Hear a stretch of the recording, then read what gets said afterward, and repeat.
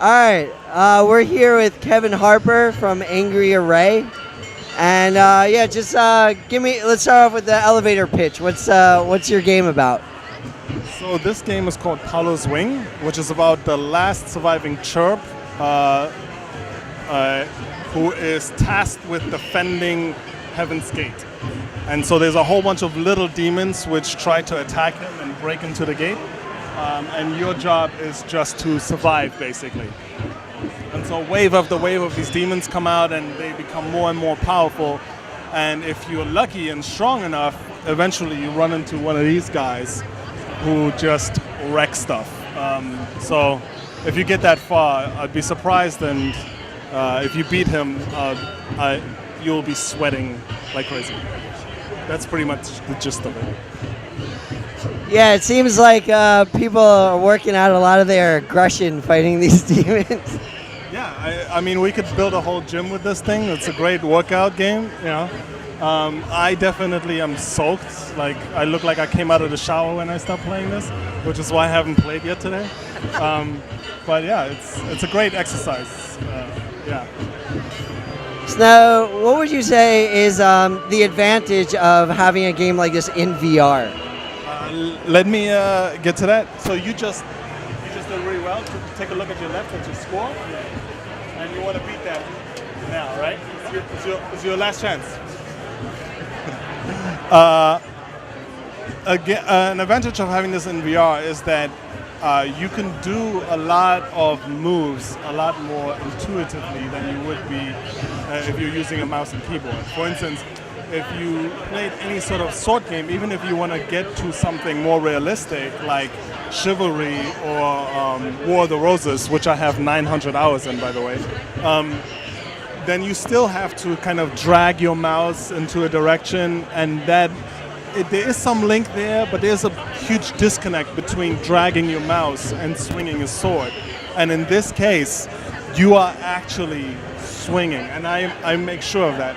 Within the development of this game, I make sure that you are actually swinging. It very much takes into consideration the magnitude of your swing. So you can see that when these people are playing my game, it isn't like they're whittling around the controller like it's a Wii remote, right?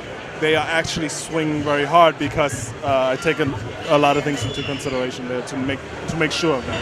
How do you account for that? Is that something because of the controllers? Or? There's a lot of information that I read. For instance, in every swing, I make sure I check how far your hand has traveled. So you can't just go like this and make a very fast move, but you actually have to travel your hand through space to increase your damage. In addition to that, the alignment of your blade counts towards your damage. So if your blade is like slightly disaligned like this, he's used the power up. If your blade is slightly disaligned like this, you do less damage than if your blade is like straight on.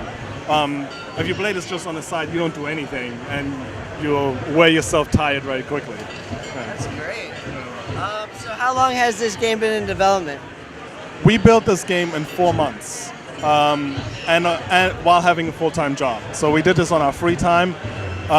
We had a very specific target in mind, and so we just jumped on that.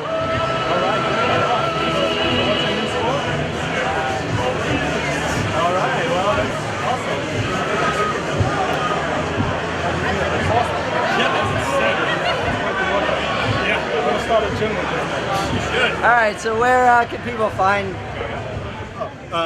This is on Steam right now. I believe it's like $6, but you know, yeah, it's a bargain if you already have a Vive. Yeah. All right, and where can people find out more information? You can go to angryarray.com, or you can go to pauloswing.com, or you can just tweet at me at Angry Array on Twitter. Oh, and full disclosure, Kevin Harper teaches a Unity course, and that I was a student for him. Yes, okay. I taught a Unity course, and I sometimes teach it, but at the moment I'm just doing the development. All right, well, I'll let you get back to it. People are excited to play the game. Thank you very much. Thank you for your time.